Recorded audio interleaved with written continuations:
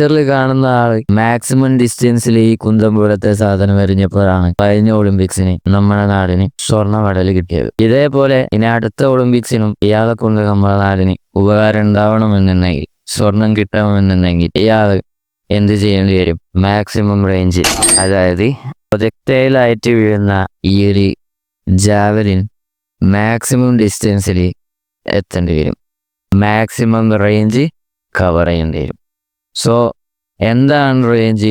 Maximum range തരാൻ ഏത് ആംഗിളിൽ ഈ പറയുന്ന നമ്മൾ എറിയുന്ന പന്തായിക്കോട്ടെ എന്ത് ആയിക്കോട്ടെ അതെങ്ങനെ എറിയണം, എത്ര ആംഗിളിൽ എറിയണം എന്നുള്ളതാണ് എന്ന് നമ്മൾ ഡിസ്കസ് ചെയ്യാൻ പോകുന്നത്. സോ റേഞ്ച് കാണാൻ എന്ന് പറയുമ്പം റേഞ്ച് എന്ന് പറയുന്നത് എന്താണ്? ഒരു തരം ഡിസ്പ്ലേസ്മെന്റ് ആണ് അല്ലേ? ഡിസ്പ്ലേസ്മെന്റ് ആണ്. സോ ഡിസ്പ്ലേസ്മെന്റ് എന്ന് പറയുന്നത് നമുക്കറിയാം എന്താണ്? വെലോസിറ്റി ഇൻറ്റു ടൈമാണ്. വെലോസിറ്റി, ഹൊറിസോണ്ടൽ വെലോസിറ്റി ഇവിടെ എന്താണ്? യു കോസ് തീറ്റ ആയിരിക്കും. So u cos theta into time of flight. നമുക്ക് ഓൾറെഡി അറിയാം ടൈം ഓഫ് ഫ്ലൈറ്റ് എന്ന് പറയുന്നത് u sine theta by g. So u cos theta into u sine theta by g. ഇവിടെ u sine theta cos theta by g. So square two sine theta cos theta by g. ഇവിടെ two sine theta cos തീറ്റ എന്ന് പറഞ്ഞാൽ എന്താണ്? Sine two theta ആണ്. So u square sine two theta by g. ഇതാണെന്ത്? റേഞ്ചിൻ്റെ equation.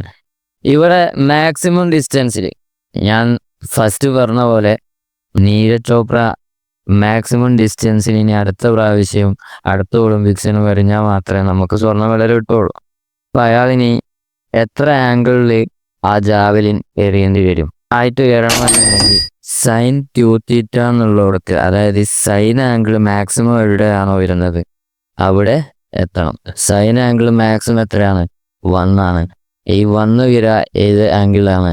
90 ഡിഗ്രിയിലാണ്. അപ്പോൾ തീറ്റ എന്ന് പറയുന്നത് 45 ഡിഗ്രിയിലാണ്. അപ്പം ഈ പിക്ചറിൽ കാണുന്ന ആൾ, നീരജ് ചോപ്ര ഇനി അടുത്ത കൊല്ലം മാക്സിമം ഡിസ്റ്റൻസ് കവർ ചെയ്യണം, ഈ ജാവലിൻ മാക്സിമം ഡിസ്റ്റൻസ് കവർ ചെയ്യണം എന്നുണ്ടെങ്കിൽ ഏകദേശം 45 ഡിഗ്രി ആംഗിൾ എന്താക്കണം? ഈ ജാവലിൻ എറിയണം. So by.